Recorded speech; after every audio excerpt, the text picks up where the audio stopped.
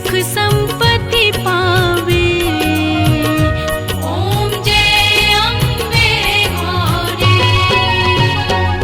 ओम जय अम्बे गौरी, मैया जय श्यामा गौरी, तुमको निस दिन ध्यावत, मैया जी को सदा मनावत, हरि ब्रह्मा शिवरी। ओम जय अम्बे गौरी।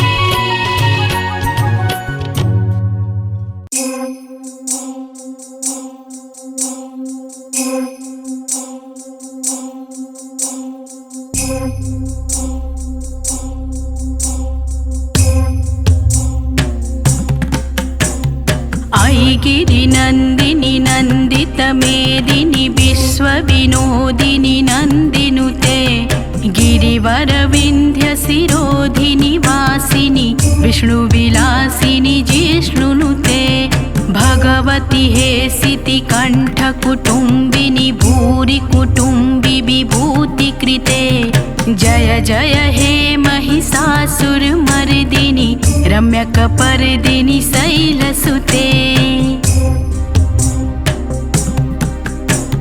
सुरवर वर सिड़ी दुर्धर धर सिड़ी दुर्मुख मर सिड़ी हर्षरते, त्रिभुवन पोसिड़ी शंकर तोसिड़ी कलमस मोसिड़ी घोषरते, धनुजनि रोसिड़ी दुर्मद सोसिड़ी दुर्मनि रोसिड़ी सिंधु सुते, जय जय हे महिषासुर मर्दिनी रम्यक पर्दिनी शैलसुते।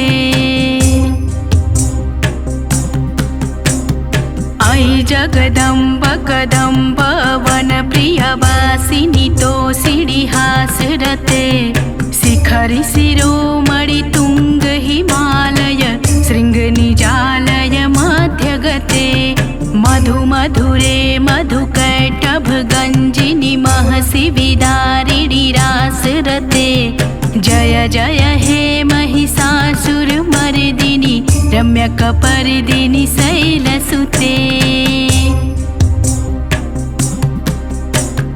आई निजहुंकृत मात्र निराकृत धूम्र विलोचन धूम्र सते, समर विशोषित रोडित सोडित बीज समुद्धव बीज लते, शिव शिव शुंभ निशुंभ महाहवतर्पित भूत पिशाचरते, जय जय हे महिषासुर मर्दिनी रम्यक पर्दिनी शैलसुते। आई शतखंड विखंडित रुंड वितुंडित सुंड गजाधिपते, निज भुज दंड निपातित चंड विपाटित मुंड भटाधिपते, रिपु गज गंड विदारण चंड पराक्रम सौंड मृगाधिपते, जय जय हे महिषासुर मर्दिनी रम्यक पर्दिनी शैलसुते। धनुरनुसंग रक्षण संग परिस्फुरदंग नटकट के, कनक पिसंग पुस्तक निसंग रसद श्रृंग हटा बटुके, हर चतुरंग बल छितिरंग घट बहुरंग रट बटुके, जय जय हे महिषासुर मर्दिनी रम्यक पर्दिनी शैलसुते।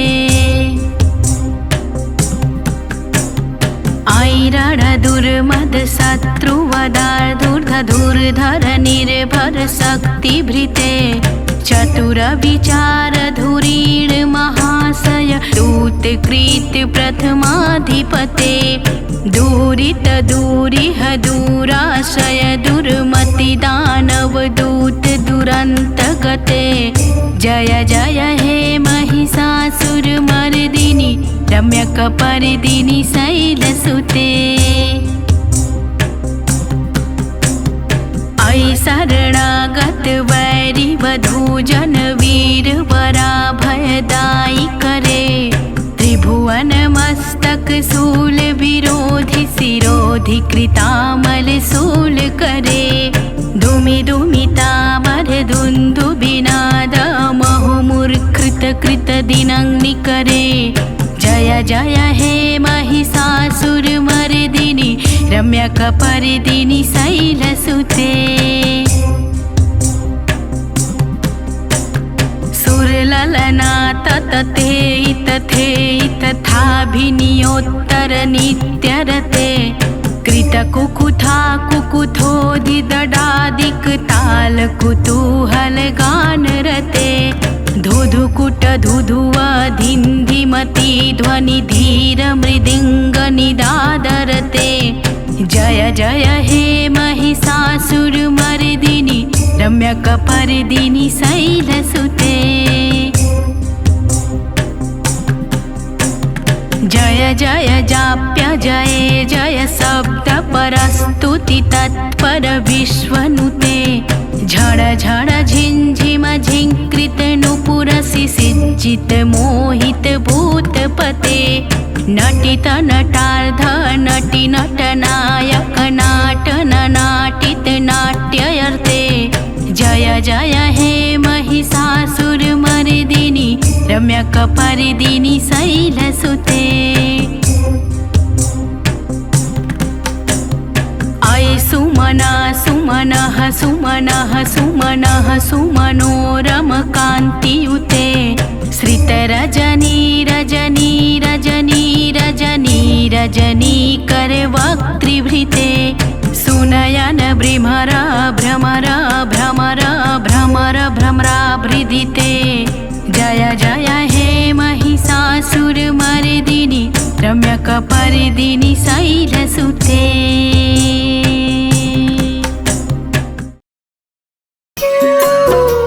सर्वमंगल मांगल्ये शिवे सर्वार्थसाधिके। शरण्ये त्र्यंबके गौरी नारायणी नमोस्तुते। सर्वमंगल मांगल्ये शिवे सर्वार्थसाधिके। शरण्ये त्र्यंबके गौरी नारायणी नमोस्तुते। ॐ जयन्ती मंगला काली भद्रकाली कपालिनी। दुर्गा क्षमा शिवा धात्री स्वाहा सदा नमोस्तुते। ॐ जयन्ती मंगला काली भद्रकाली कपालिनी। दुर्गा क्षमा शिवा धात्री स्वाहा स्वधा नमोस्तुते। या देवी सर्वभूतेषु शक्तिरूपेण संस्थिता। नमस्तस्यै नमस्तस्यै नमस्तस्यै नमो नमः। या देवी सर्वभूतेषु शक्तिरूपेण संस्थिता। नमस्तस्यै नमस्तस्यै नमस्तस्यै नमो नमः। या देवी सर्वभूतेषु लक्ष्मीरूपेण संस्थिता। नमस्तस्यै नमस्तस्यै नमस्तस्यै नमो नमः। या देवी सर्वभूतेषु लक्ष्मीरूपेण संस्थिता।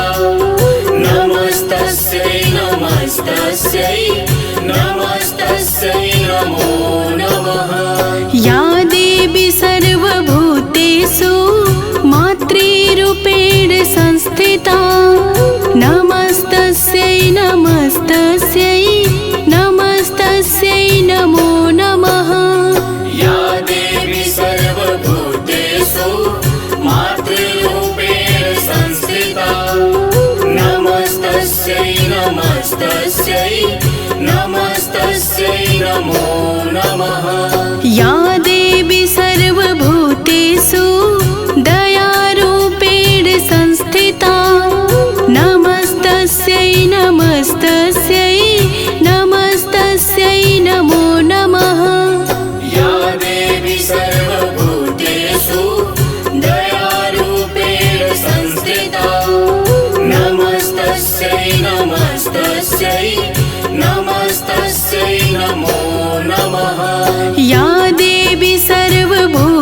भूतेषु बुद्धिरूपेण संस्थिता नमस्तस्यै नमस्तस्यै नमस्तस्यै नमो नमः।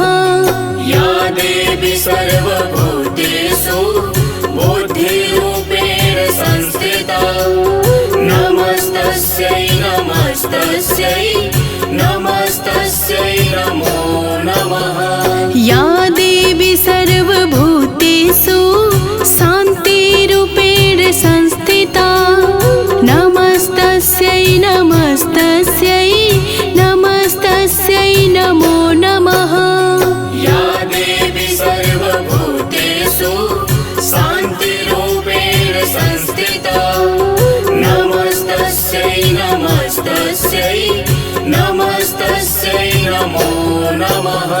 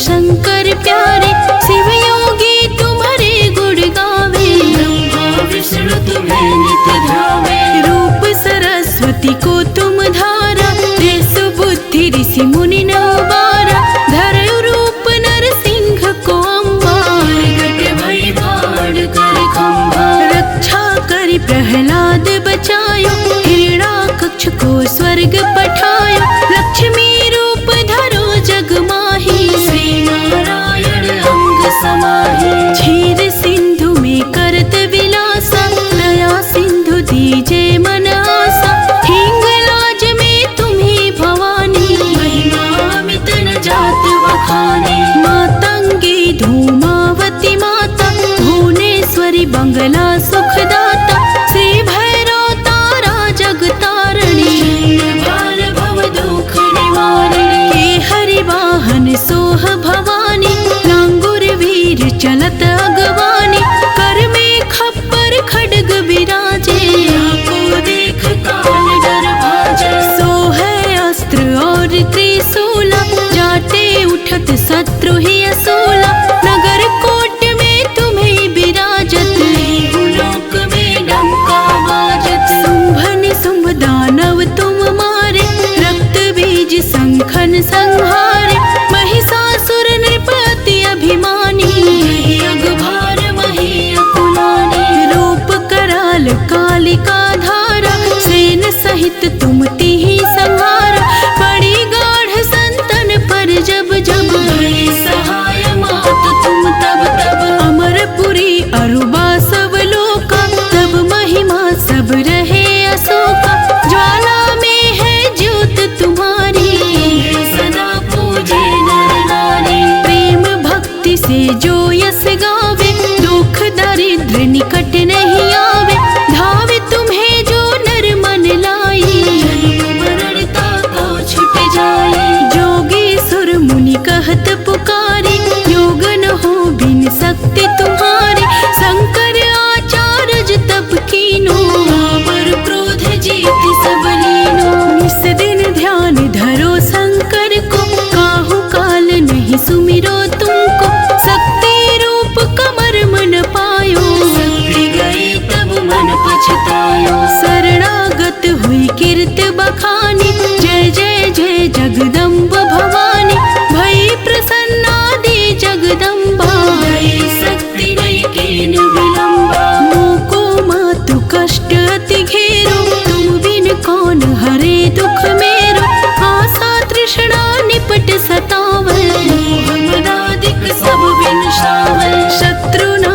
की जय महारानी, सुमिरो एक चित तुम्हें भवानी, करो कृपा हे मातु दयाला, रिद्धि सिद्धि दे करहु निहाला। जब लगी जीऊँ दया फल पाऊँ, तुम्हारो यस मैं सदा सुनाऊँ, दुर्गा चालीसा जो कोई गावे, सुख भोग परम पद पावै। देवी दास शरण निज जानी, करहु कृपा जगदम्ब भवानी, शरणागत रक्षा करे भक्त रहे निसंक, मैं आया तेरी शरण में मातु लीजिए अंग। जय जय जय दुर्गे माँ, जय जय जय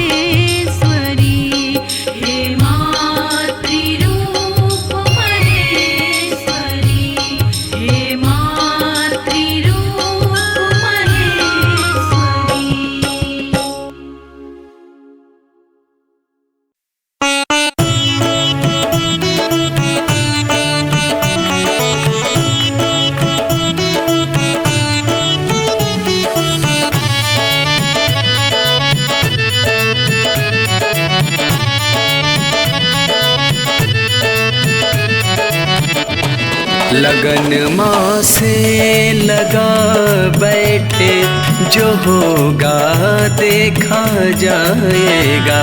लगन माँ से लगा बैठे, जो होगा देखा जाएगा। जो होगा देखा जाएगा, जो होगा देखा जाएगा। जो होगा देखा जाएगा, जो होगा देखा जाएगा। जो होगा देखा जाएगा। तुम्हें अपना बना बैठे, तुम्हें अपना बना बैठे, जो होगा देखा जाएगा। लगन माँ से लगा बैठे, जो होगा देखा जाएगा।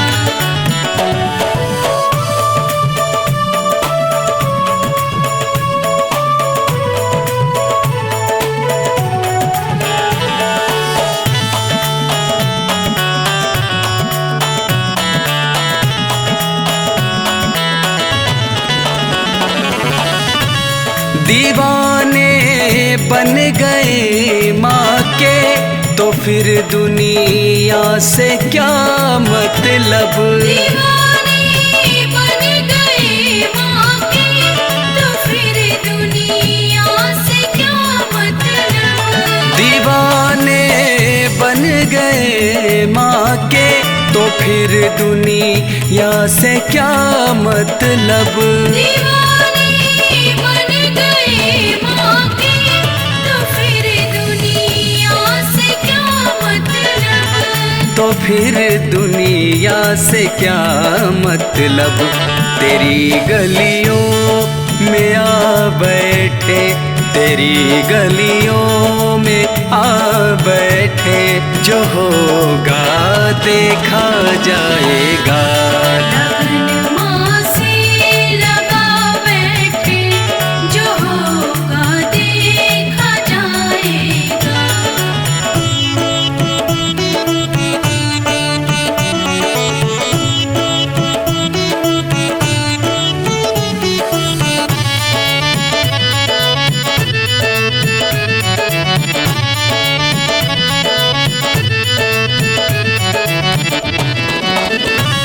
कभी दुनिया से डरते थे, कि छुप छुप याद करते थे। कभी दुनिया से डरते थे, कि छुप छुप याद करते थे। कभी दुनिया से डरते थे, कि छुप छुप याद करते थे। कभी दुनिया से डरते थे, कि छुप छुप याद करते थे। कि छुप छुप याद करते थे। लो अब पर्दा हटा बैठे, लो अब पर्दा हटा बैठे, जो होगा देखा जाएगा। लगन माँ से लगा बैठे, जो होगा देखा जाएगा।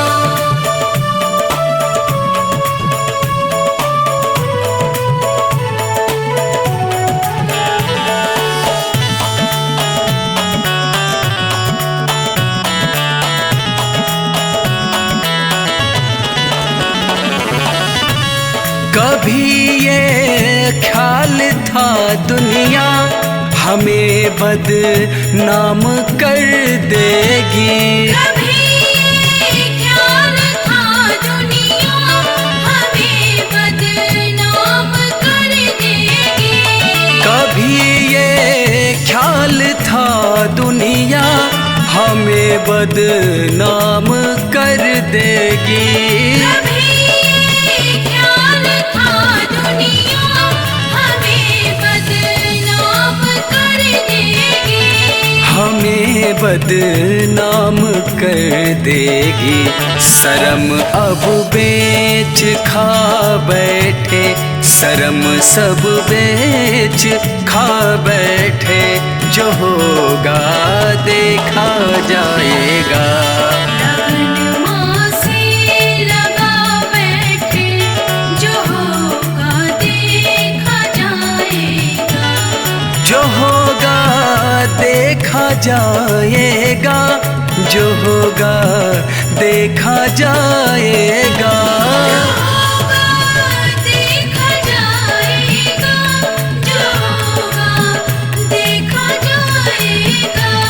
जो होगा देखा जाएगा, तुम्हें अपना बना बैठे, तुम्हें अपना बना बैठे, जो होगा देखा जाएगा।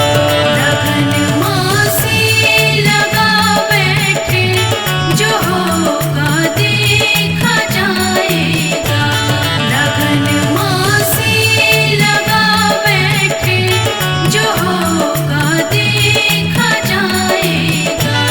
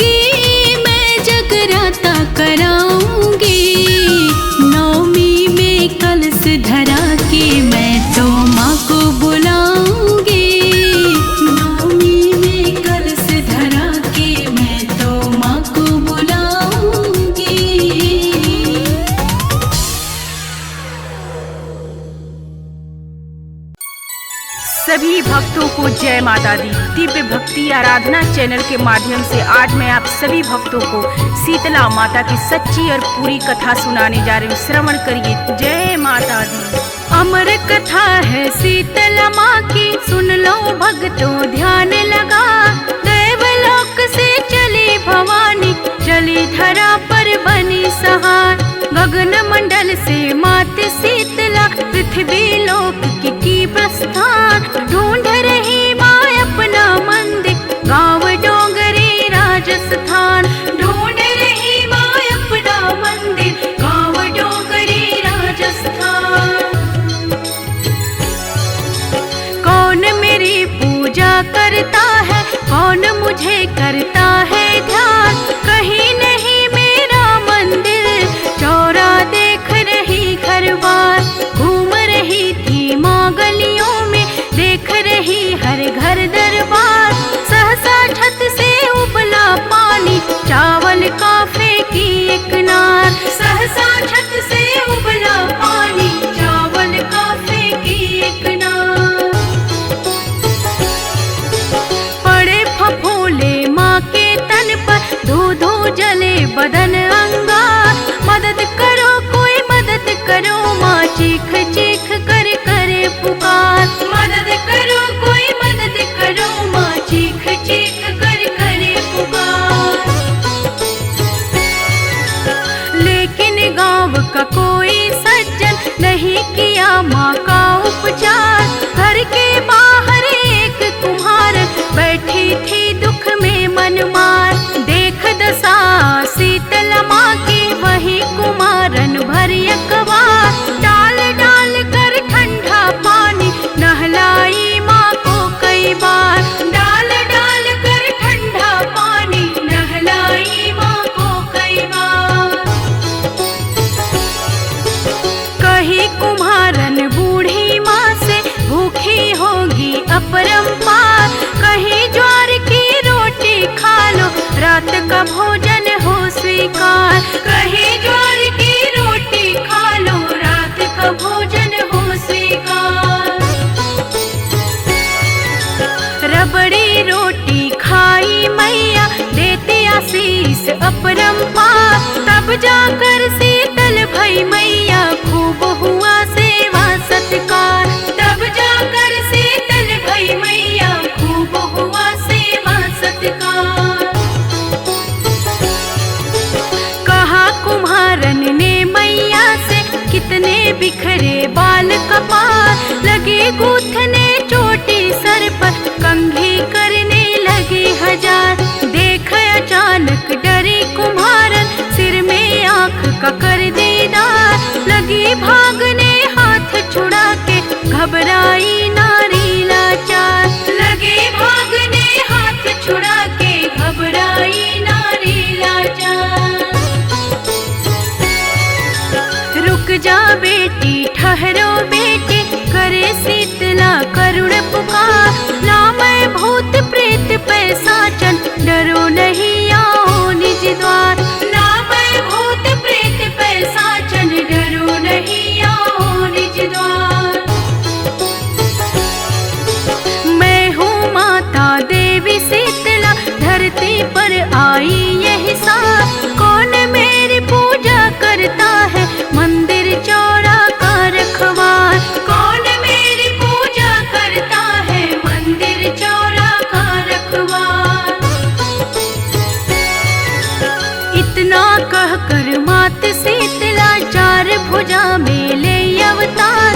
स्वर्ण मुकुट तन हीरे मोती, असली रूप प्रचंड प्रहार। स्वर्ण मुकुट तन हीरे मोती, असली रूप प्रचंड प्रहार। माँ के दर्शन कर कुम्हारन, ओटन लगी लीलार कपार। हूँ गरीब तुझे कहाँ बिठाऊं, नैना बहे अश्रु के धार। हूँ गरीब तुझे कहाँ बिठाऊं, नैना बहे अश्रु के धार। ना चौकी ना साधन घर में, ना कोई आसन है मेरी माँ। हाथ जोड़ कर खड़ी कुम्हारन, क्षमा करो हे माँ एक बार। हाथ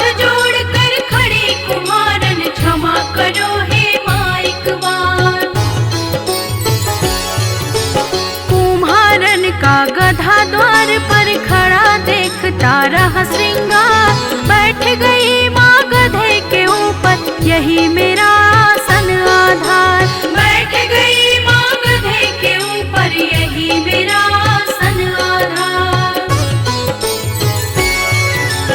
एक हाथ में झाड़ू दूजे डलिया लेकर करे विचार, झाड़ू झाड़ भर फेंक के डलिया करे गरीबी का निस्तार। झाड़ू झाड़ भर फेंक के डलिया करे गरीबी का निस्तार। तेरी भक्ति से प्रसन्न हूँ, मांगो वर कोई तुम खास। हाथ जोड़ कर कही कुमारन, डुमरी गाँव में करो निवास। हाथ जोड़ कर कहे कुमारन, डुमरी गाँव में करो निवास। जैसे मेरी दीन दशा का मैया तूने किया निवार, इसी तरह इस गाँव लोक का कर दो मैया बेड़ा पार। इसी तरह इस गाँव लोक का कर दो मैया बेड़ा पार। होली बाद सप्तमी के दिन जो भी करे भक्ति सत्कार, दही वस्त्र ठंडा जल ढारे उसका होए स्वप्न साकार। दही वस्त्र ठंडा जल ढारे उसका होए स्वप्न साकार। नारी सुहागन सदा रहे वह गोद भरे अन्न धन भंडार।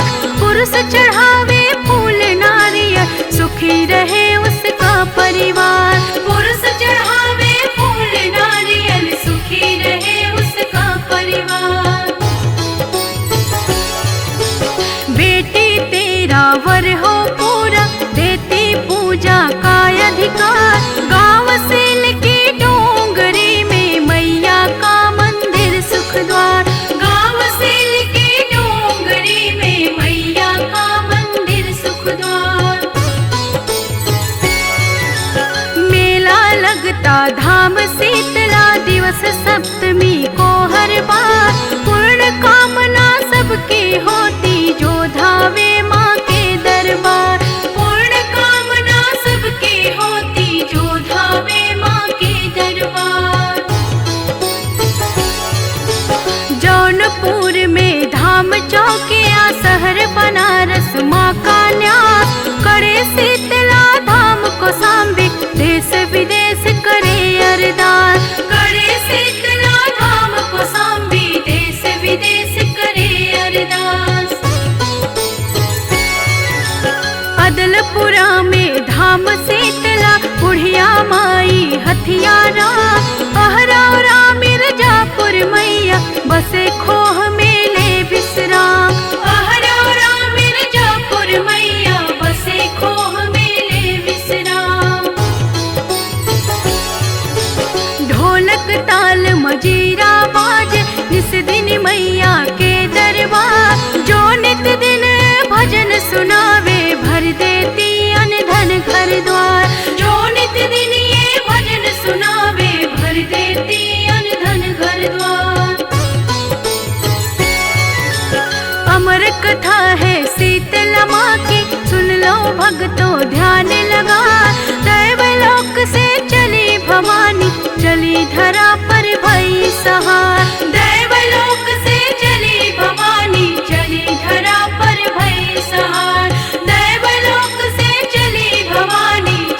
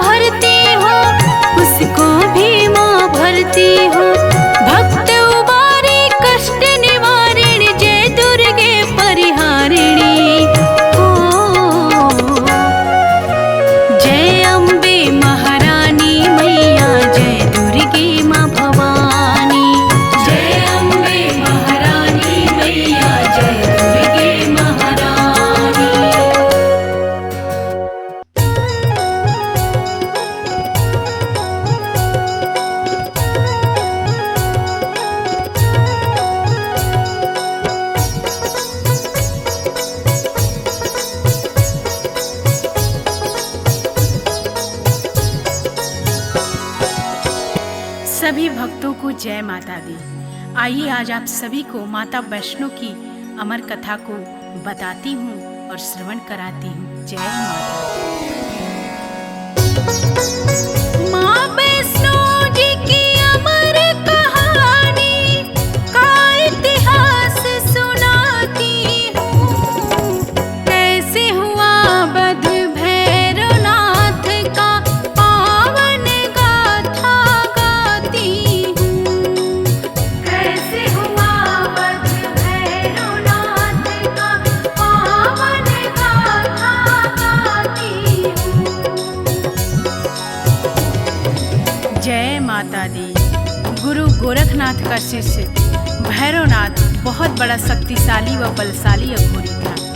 तामसी भोजन करता था और सिवा अपने गुरु के भैरवनाथ किसी से नहीं डरता था। तपोधारी था भैरवनाथ, बहुत बड़ी तपस्या करता था। बिना तंत्र साधना के भैरवनाथ का एक दिन भी नहीं बीतता था। पर इसी के साथ साथ वह बहुत बड़ा घमंडी था। उसका ये मानना था कि वो तीनों लोक का स्वामी है, आंधी है, तूफान है।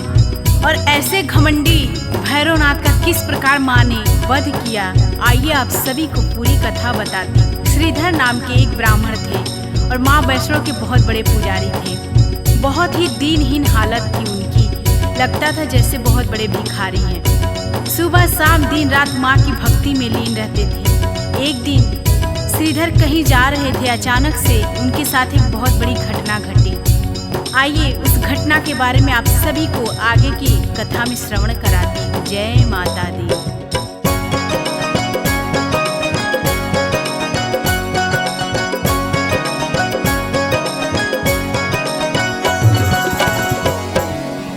श्रीधर ने जो कुछ भी देखा आपको वही दिखलाती हूँ। माँ वैष्णो जी की अमर कहानी का इतिहास सुनाती हूँ। माँ की धुन में श्रीधर पंडित कहीं जा रहा था पैदल। सुनसान रास्ता वीरान था, होने लगी थी अजब हलचल। छन छन की आवाज से बज रही थी जैसे कोई पायल। सुन के आवाज पायल की श्रीधर होने लगा पागल। कन्या रूप में वैष्णो रानी के दर्शन करवाती हूँ। माँ वैष्णो जी की अमर कहानी का इतिहास सुनाती हूँ। माँ वैष्णो जी की अमर कहानी का इतिहास सुनाती हूँ। जय जय माँ अम्बे माँ वैष्णो माँ।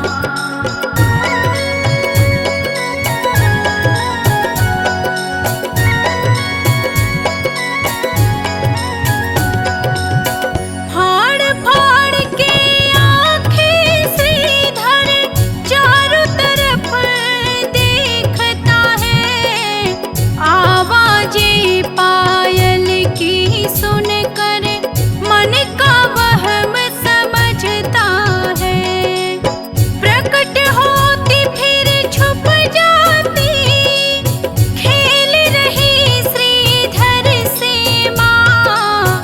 हंसती और पायल खनकाती, इधर कभी तो उधर से माँ।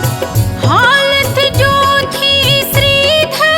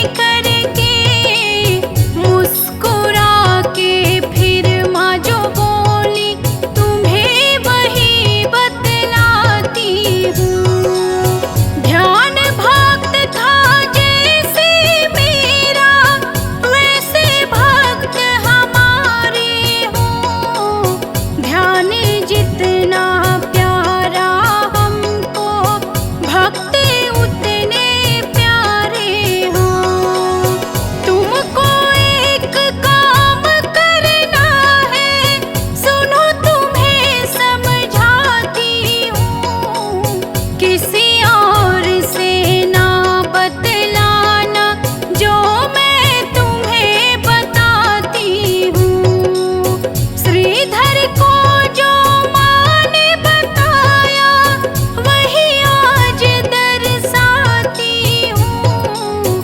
माँ वैष्णो जी की अमर कहानी का इतिहास सुनाती हूँ।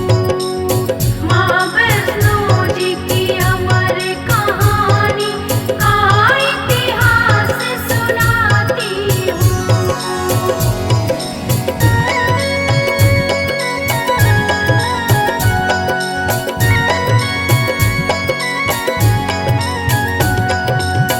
अपने घर में श्रीधर तुमको भंडारा करवाना है। आस पास में जितने गांव हैं सबको तुम्हें बुलाना है। गोरखनाथ को नेह निमंत्रण श्रीधर जाके दे आना। उनसे कहना भैरवनाथ को साथ में अपने ले आना।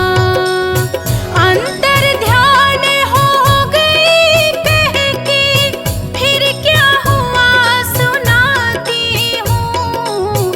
माँ वैष्णो जी की अमर कहानी का इतिहास बताती हूँ।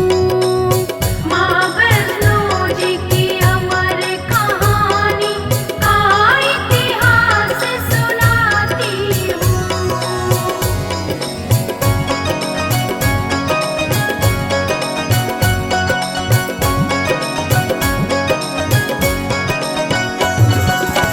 माँ के जाते ही वो श्रीधर डूब गया है रानी में।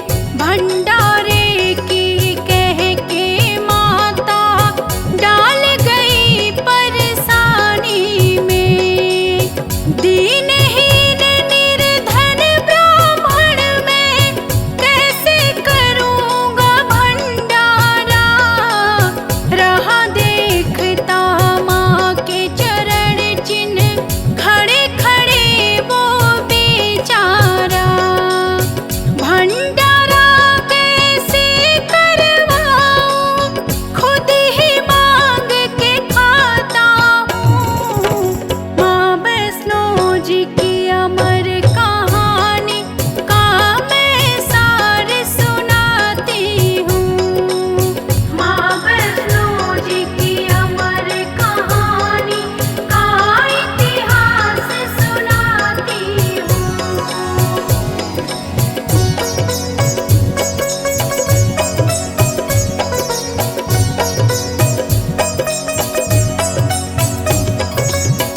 जय माता दी। इतना कहकर माता अंतर ध्यान हो जाती हैं और श्रीधर बेचारा बहुत ही चिंता में पड़ जाता है।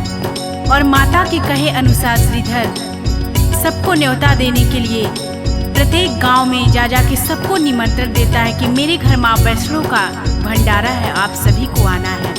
और माता के कहे अनुसार गोरखनाथ और उनके शिष्य भैरव को भी निमंत्रण देने के लिए श्रीधर उनके आश्रम में पहुंचता है। आश्रम में श्रीधर के पहुंचते ही जैसे ही श्रीधर गोरखनाथ और उनके शिष्य भैरवनाथ को अपने यहाँ भंडारे के लिए आने के लिए बोलता है, बहुत ही ठहाके के साथ भैरवनाथ हंसता है और उपहास करके बोलता है कि तुम एक निर्धन हीन दीन ब्राह्मण, तुम क्या मुझे भंडारा करवाओगे? मैं जहाँ भी भंडारे के लिए जाता हूँ खाने, वहाँ पे भोजन अपने आप ही कम पड़ जाता है। अरे जब इंद्र ने मुझे भंडारे में मेरा पेट नहीं भर पाया तो तुम क्या मेरा पेट भर पाओगे? भैरवनाथ की बात सुन करके श्रीधर चुपचाप वहाँ से चले आते हैं और आखिरकार भंडारे का दिन भी सामने आ जाता है। भंडारे वाले दिन सभी लोग, जितने लोगों को श्रीधर ने निमंत्रण दिया था, सभी बारी बारी से श्रीधर के दरवाजे पे आना स्टार्ट कर देते हैं। और फिर गुरु गोरखनाथ जी भी अपने शिष्य भैरवनाथ के साथ श्रीधर के दरवाजे पे पधारते हैं। सभी भंडारे के इंतजार में पात में बैठ जाते हैं और तभी ठहाका लगा करके भैरवनाथ बहुत तेज से हंसता है और श्रीधर का उपहास करता है तभी गोरखनाथ जी क्रोध में होते हैं और बोलते हैं कि हे भैरव, तुम इस तरीके से श्रीधर का उपहास मत उड़ाओ। अपनी इस तरीके की बेइज्जती देखकर हाथ जोड़कर श्रीधर माता की मूर्ति के आगे बैठ जाते हैं। हे माँ, जगत जननी, कल्याण करने वाली माँ, आप ही मेरी नैया को पार लगाओ माँ। इतना सुनते ही माता किस प्रकार अपनी चमत्कार दिखाती हैं, आइए आगे की कथा में आप सभी को सुनाते हैं।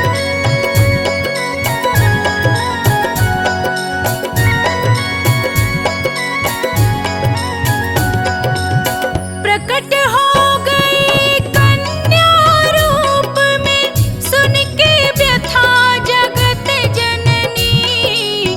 बोली हंस के माँ श्रीधर से, सूरत सही करो अपनी। कहा मैंने भंडारे को तो भंडारा करवाऊंगी, जिसका मन है जो खाने को उसको वही खिलाऊंगी। कन्या रूपी वैष्णो माँ का चमत्कार दिखलाती हूँ। माँ वैष्णो जी की अमर कहानी का इतिहास सुनाती हूँ। माँ वैष्णो जी की अमर कहानी का इतिहास सुनाती हूँ।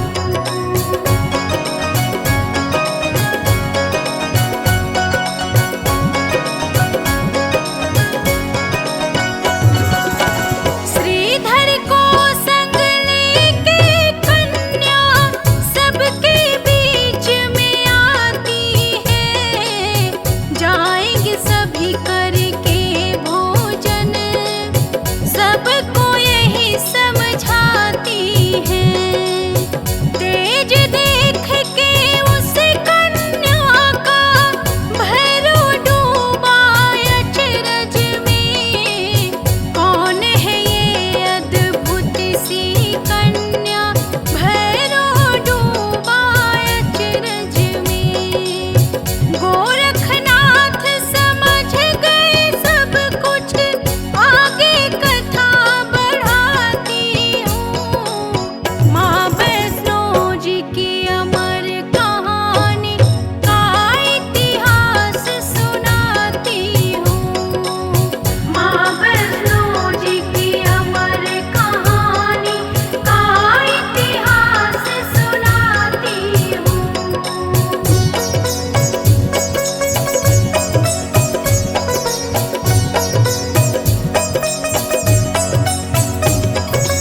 जय माता दी।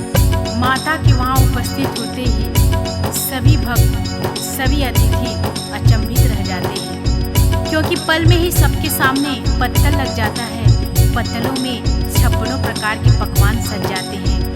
सभी पेट भर करके हंसी खुशी आनंद होकर सभी पकवानों का आनंद उठाते हैं। लेकिन भैरवनाथ शंका में डूब जाता है कि आखिर कौन है ये इतनी तेज वाली अद्भुत सी कन्या, जो कि इस गरीब निर्धन ब्राह्मण के घर में आकर के इतना बड़ा भंडारा करवा रही है।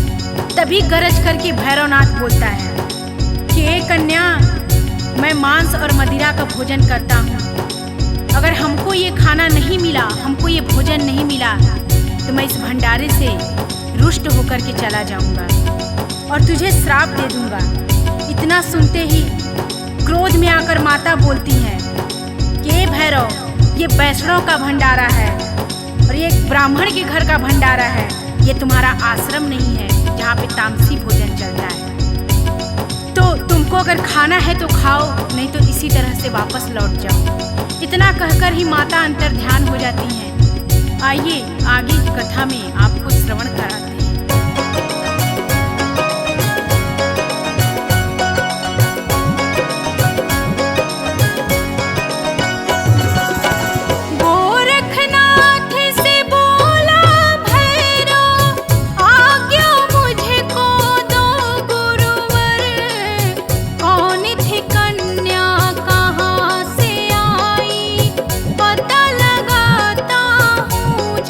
कर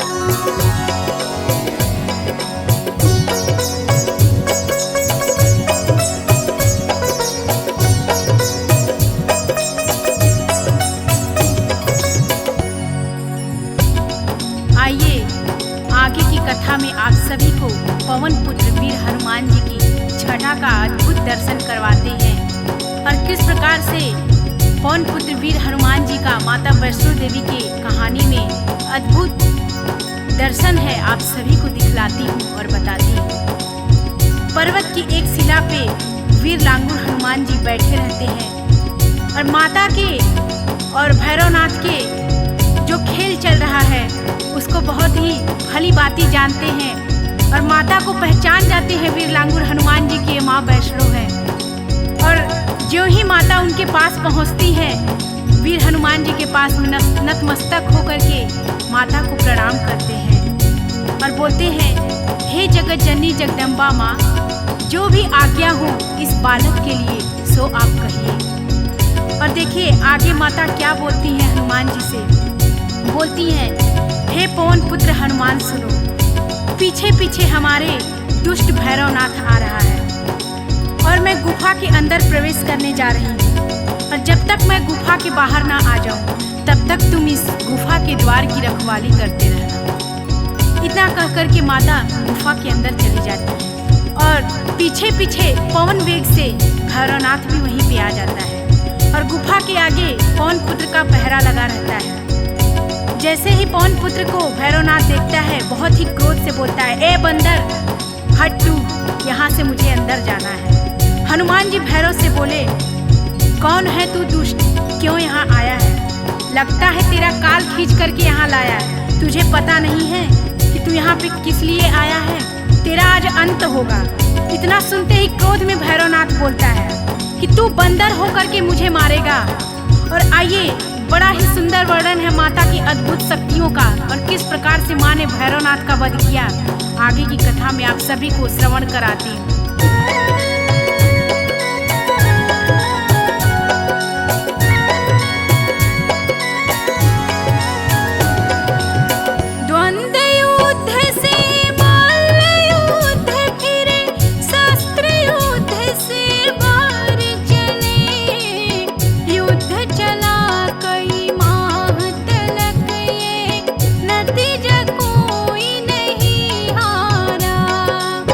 गुफा के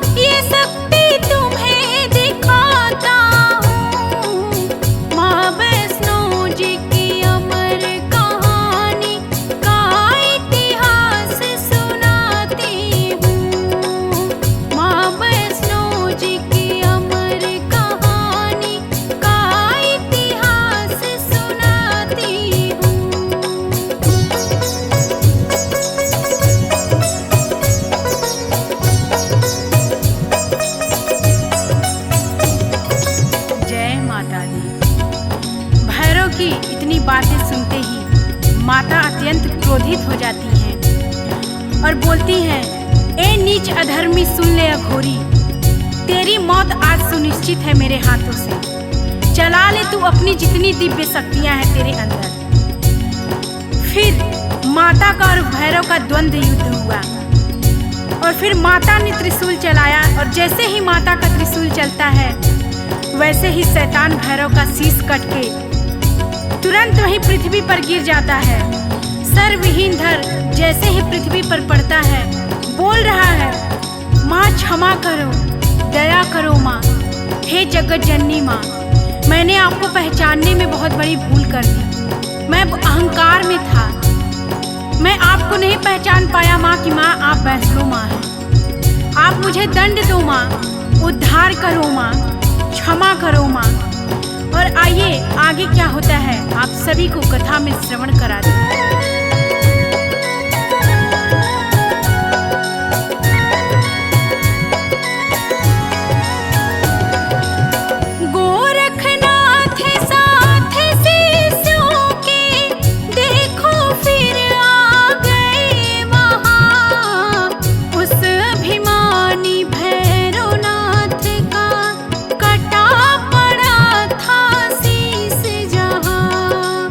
मन ही मन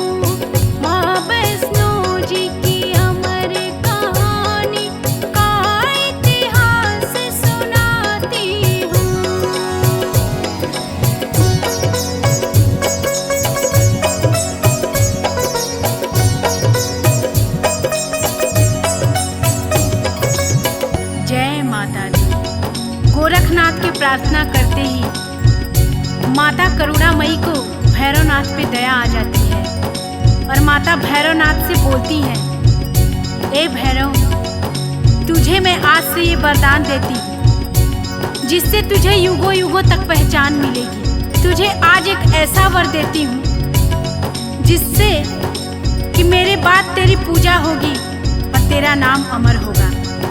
और माँ ऐसा वरदान देती है कि अगर मेरे दर्शन करने के बाद जो तुम्हारा दर्शन नहीं करेगा उसकी यात्रा और उसका दर्शन अधूरा रह जाएगा। मेरा दर्शन करे या ना करे पर तेरा दर्शन जरूरी है। भैरव बोला, धन्य हुआ माँ, अब मैं सूर्य लोक को जाता हूँ। भक्तों, जिस प्रकार करुणामयी माता ने दुष्ट शैतान भैरव का उद्धार किया, उसी प्रकार जगत जननी माँ से मैं अपने सभी भक्तों के लिए प्रार्थना करती हूँ। हे माँ, सबका उद्धार करो माँ, पूरे जगत का कल्याण करो माँ। जो भी क्षमा के योग्य हैं उनको क्षमा प्रदान करो माँ। जिससे भी कोई भूल हुई है उनके भूल को माफ करो माँ। आप जग कल्याणी हो माँ, आप पाप नाशिनी हो माँ, आप जगत तारिणी हो माँ। हाथ रखो माँ हमारे सिर पे, कल्याण करो माँ। मैं अंकिता आपके चरणों में शीश झुकाती हूँ माँ, कल्याण करो माँ। जो भी इस कथा में मेरे से त्रुटि हुई होगी आप सभी भक्तों से और माता रानी से क्षमा प्रार्थी हूँ। प्रेम से बोलिए जय माता दी, जय वैष्णो।